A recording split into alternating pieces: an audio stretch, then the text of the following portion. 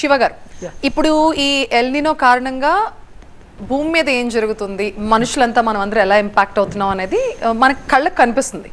But అసలు కళ్ళకు కనబడకుండా జరిగే డ్యామేజ్ చాలా సముద్రంలో జరుగుతుంది. సో అక్కడ మెరైన్ ఎకో సిస్టమ్ ఎలా ఇంపాక్ట్ అవుతుంది, అసలు సముద్రంలో ఏం జరుగుతుంది, మీరు నాకు డీటెయిల్గా ఎక్స్ప్లెయిన్ చేయగలుగుతారా? Yes ma'am. ఇవి మేము ఇందాక వరకు చెప్తున్నటువంటి ఈ ఎల్నినో తాలూకా రియలిస్టిక్ కండిషన్స్. అంటే ఇప్పుడు మనం ఇది చూస్తే ఇది ఈ లెఫ్ట్ సైడ్ ఉన్నదంతా కూడా సర్ఫేస్లో పసిఫిక్ మహాసముద్రంలో సర్ఫేస్లో టెంపరేచర్స్ అనేవి ఎలా వేరీ అవుతున్నాయి అనేది మనం చూడొచ్చు లెఫ్ట్ ప్యానల్లో లెఫ్ట్ సైడ్. అదే రైట్ సైడ్లో పసిఫిక్ మహాసముద్రంకి భూమధ్యరేఖ దరిదాపు ప్రాంతంలో ఒక సెక్టర్ తీసుకుని ఆ సెక్టర్లో కింద క్రాస్ సెక్షనల్గా చూస్తే అంటే వివిధ లోతుల్లో ఉష్ణోగ్రతలు చూస్తే వివిధ లోతుల్లో ఇది లెఫ్ట్ సైడ్ ఎడం చేతి వైపు ఉంది సర్ఫేస్లో ఉపరితల ఉష్ణోగ్రతలు ఎలా ఉన్నాయని చెప్తున్నాం. అదేవిధంగా రైట్ సైడ్ ఏమో వివిధ లోతుల్లో ఉష్ణం అనేది ఎలా ఉందో చెప్తున్నాం.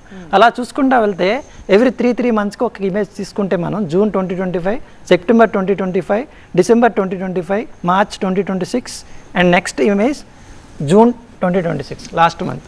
మీరు ఇలా గ్రాడ్యువల్గా చూస్తే you can very clearly see అంటే వెస్ట్ సైడు ఉండాల్సినటువంటి పసిఫిక్ ఉపరితల మరియు ఉపరితల ఉష్ణోగ్రతలు అనేవి గ్రాడ్యువల్గా మనకి ఈస్ట్ సైడ్ అనేది ఎలా మూవ్ అవుతున్నాయి అనేది క్లియర్గా చూడొచ్చు.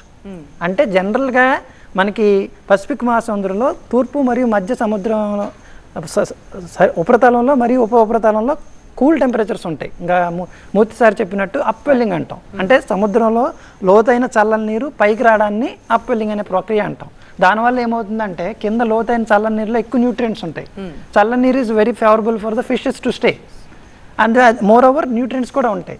ఆ రెండు కండిషన్స్ వల్ల అప్వెల్లింగ్ రీజన్స్ ఎక్కడైతే ఉంటాయి అక్కడ ఫిష్ క్యాచ్ అనేది ఎక్కువ ఉంటుంది. Productivity, fish school of fishes gathering ఎక్కువ ఉంటాయి. అదంతా ప్రోహిబిట్ అయిపోయి అక్కడ వార్మ్ టెంపరేచర్స్ అనేవి సెగ్రిగేట్ అవుతాయి అన్నమాట. Thank you so much Shiva గారు.